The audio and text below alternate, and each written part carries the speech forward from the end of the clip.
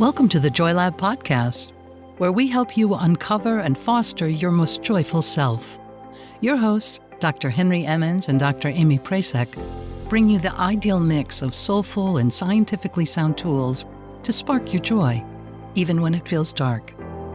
When you're ready to experiment with more joy, combine this podcast with the full JoyLab program over at joylab.coach. Hello, I'm Henry Emmons. And I'm Aimee Prasek. Welcome to JoyLab.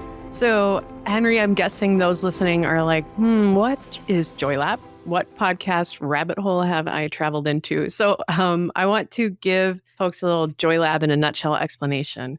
Maybe you could do that before we really dive into how it works, how it helps folks, and all the other good stuff. I'd love to. So JoyLab is a science-based, soul-filled podcast and online program, which is intended to help people build resilience and uncover joy.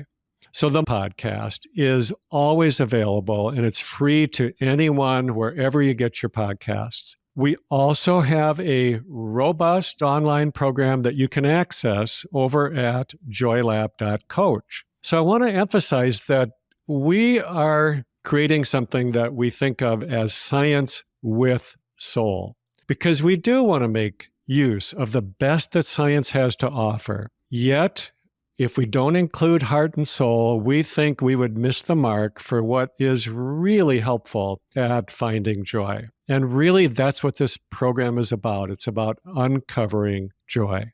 Yes. And I want to talk more about how we can do that in JoyLab, uncovering our joy. But I think it's helpful to note as well that JoyLab has been brewing up for quite a while, and it's really built on a super solid ground of science and experience. So the twinkling of the program really started with Henry's work, 3 decades of it, as an integrative psychiatrist, and also Henry's books, workbooks, and their group programs, most of which are all focused on boosting resilience, calming anxiousness, and uncovering joy. And wild enough, so one of the key reasons I got into my work with integrative mental health was also through Henry's book, The Chemistry of Joy. It ignited my own healing journey out of depression and into more joy. It also sparked my own career as a researcher and educator in integrative therapies and digital mental health programs. So all of this good stuff has been assembled and distilled to its very essence to create JoyLab. And I wish I could have had this program about 20 years ago when I needed it, which really sort of begs the question, Henry, why do we need something like JoyLab right now? Wow, 30 years or more of psychiatric practice. That's true, isn't it? So here is why I feel so committed to JoyLab at this point in my career. One, I think there is just such a need right now for something like this. And then secondly, I believe that this is the sort of approach that's really missing. And then thirdly, I just find it so personally meaningful to do this work. So let me dive into those one at a time a little bit more. We are currently experiencing an explosive rise in rates of anxiety and depression. Now, this started long before COVID, but clearly the pandemic has made this situation worse. It is not an exaggeration to say that anxiety and depression are epidemic. They are also pandemic because they are prevalent everywhere, not just in the US, but everywhere around the world. Now, our standard approach to these problems, unfortunately, is not working very well.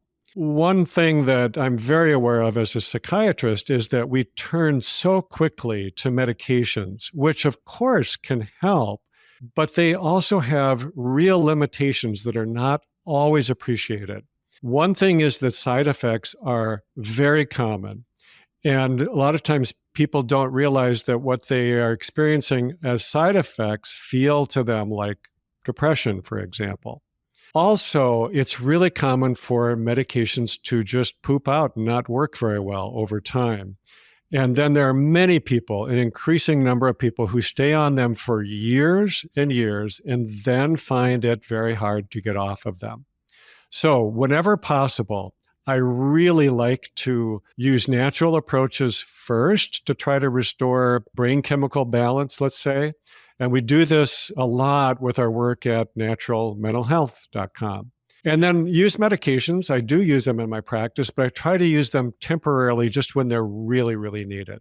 Now, psychotherapy, of course, can be helpful, and I really urge people to use therapy when they have access to it. Unfortunately, not everyone has good access to therapy, and it can also be expensive. And so I believe that there continues to be a real need to offer things that are affordable, widely accessible, and that are focused on giving people really simple, effective mental and emotional skills, the kind of thing that they can carry with them, that they can grow and expand, and that really help to prevent relapses of these problems.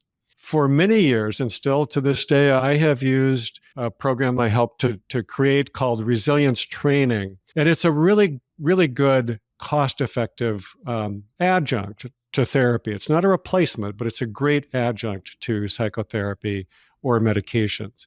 But I think that there is another level of an approach to this that is not usually addressed in mental health treatment. And it's something that goes well beyond even the resilience training. And that is the level of human flourishing. I believe that it is possible for anyone, no matter what you've dealt with before, to create a more joyful life. So if you can go beyond recovery, beyond prevention to what really helps you thrive, there is simply less room for something like depression or anxiety to find its way back in. And that's where JoyLab comes in. Now, for me personally, this feels like the most important thing I can do with my time and energy now after practicing psychiatry for over 30 years.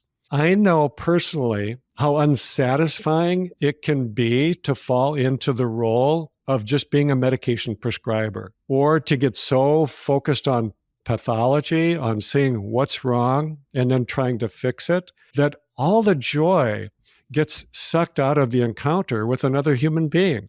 I've been burned out. Unfortunately, it happened to me pretty early in my career. And burnout, frankly, is just another way of saying depression. And it took me quite a long time to really get out of it. Now, I found my answer partly by becoming an integrative psychiatrist, developing a much more holistic approach to the work that I do. But still, even with those great changes, it only got me so far. And feeling really joyful in my work and my life generally was still missing. Now, at this point, I feel as if I am finally practicing what I preach, at least most of the time. And these are the two things that I feel go hand in hand with each other, that give me the greatest sense of meaning, the most satisfaction that I've ever had, and that I feel like I want to keep practicing for the rest of my life. And those are learning to love well and creating a more joyful life. Learning to love well and creating a joyful life. That's what we all want, I think, right? I know I'm game. And I want to dig into what we mean, though, about joy. It's not just some feel-good, Pollyanna, sort of sweep depression under the rug type of thing. So what is joy? Let's describe it and talk about how we can uncover it and get more of it. Sure. So first, let me say that I do not see joy as being the opposite of depression. It's also not quite the same thing as happiness, because at least in my view of it, joy runs deeper than any feeling. It's more enduring. It can last a long time. It can be accessed anytime, anywhere. And it's possible to feel joyful even in the midst of dealing with a real problem like stress, depression, anxiety, or some other, mental or physical condition. So joy is not just an emotion. It's a state of being where you feel peaceful, for example, or secure, and you feel buoyed up, lifted up by something that is really beyond your mind or your own efforts to make yourself feel good. I want to summarize some of the things I've learned about joy through my own reading and experimenting, and really mostly this is through my own life. So first of all, let me say that I think joy is absolutely natural. I think it is our default setting. It's woven into our nature. It's who we are. And I think it is accessible to everyone as a birthright gift.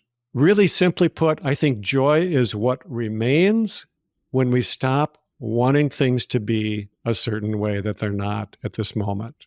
Secondly, then this is a paradox, but I believe that joy comes easily. It's not that difficult. It's not mysterious. And I know that that feels like a paradox because it can seem so hard to really achieve it. But in its essence, I think that it has a lot less to do with effort than it does with just allowing things to be as they are. I think it has less to do with grasping than it does about letting go.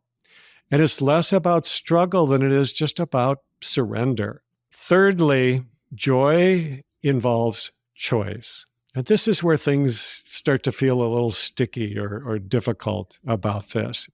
But I really believe that every moment we are faced with a pretty simple, straightforward choice, and that is, where do we place our attention? Another way of saying that is, what do we nourish? What are we feeding with our mind, with our awareness and our focus? So the essence of the JoyLab experiment, and I do consider this a way of experimenting, is this: what happens when we do more to nourish the heart and the soul? So joy is natural, it's easy, and it's a choice. So I think those simple yet hard truths are my favorite things we work to reveal in JoyLab. And I probably, like many others listening, spent a lot of time, years, desperately trying to push things away, like depression, to find joy, or solely searching for joy outside of myself, or making rain checks with joy, right? When I finish this, then I'll be joyful. And that's another thing I learned the hard way. This never finishes, right? It just becomes something else again and again. So we created JoyLab to help you uncover more joy in your life right now, not after something, not when you feel better or when you get that new job or when your toddler sleeps better, which my toddler is not sleeping well. But joy right now, no matter what's happening in your world. So like Henry just said, we see JoyLab as an actual learning laboratory. And in the JoyLab program, we guide you through day-to-day real-life experiments so you can discover and restore your own natural state of joy. So Henry and all listening, I want to sort of geek out for a moment here and explain the science behind JoyLab. This is what we call the 4 pillars. I think it's helpful to know it kind of lays out how JoyLab works. So I'll dive in first. I'll dive into this first pillar, which is called cognitive behavioral therapy, also known as CBT. Now, CBT is the best studied, most effective approach known for mood and anxiety disorders. Maybe some of you are familiar with it. Maybe some of you have done it. I have. So JoyLab is not intended to provide or replace therapies, certainly, but we do use CBT as a way of removing the obstacles to joy.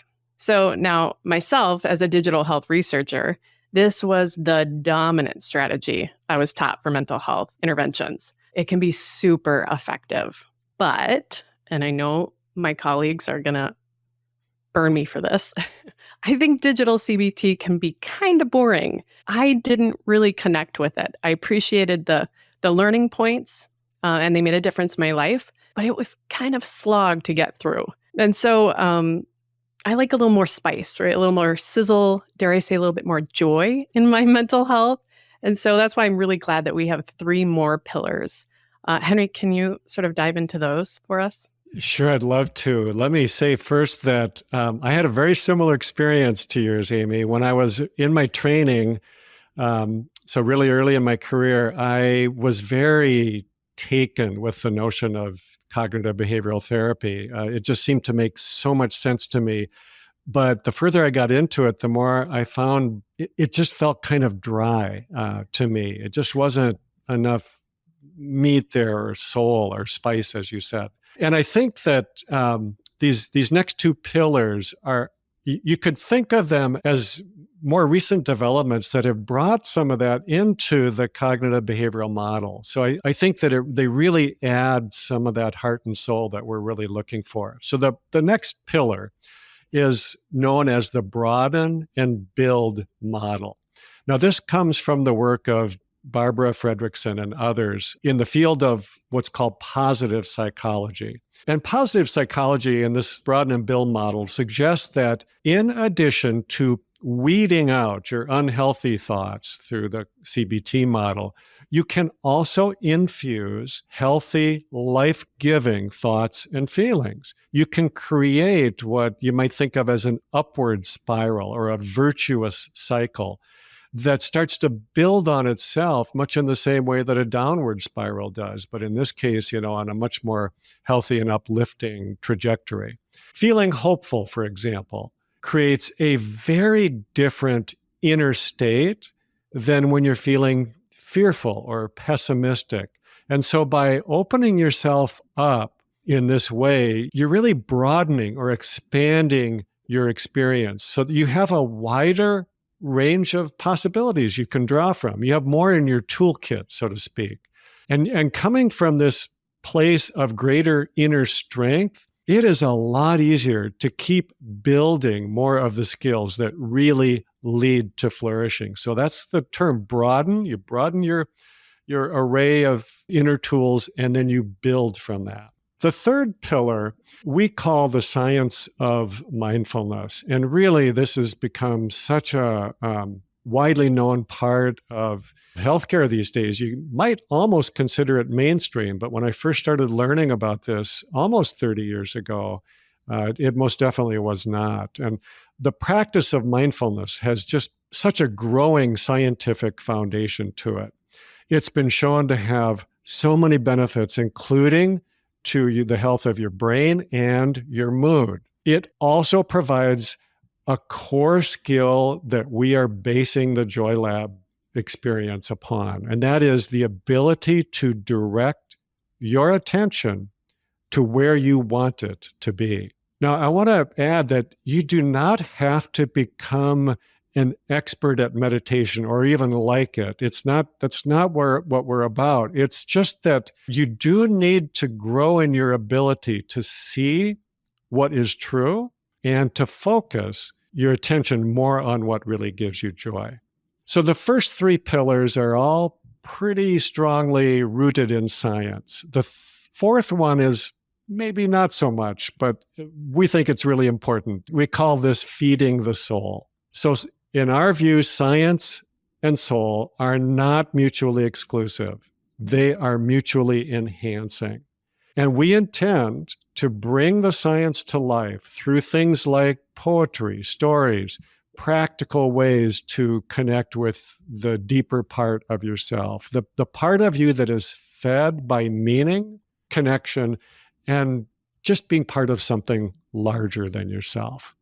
Yeah. The science and soul healing. I love that. I think it's powerful, and it's part of what really makes JoyLab really special. And for those who are ready, then you can join us for the full JoyLab program over at joylab.coach. Yes, please join us. We really hope that you do. We know that joy grows when it is shared. And so we'd really like to share this program with you and hope that you'll stay with us for this journey. Thank you so much.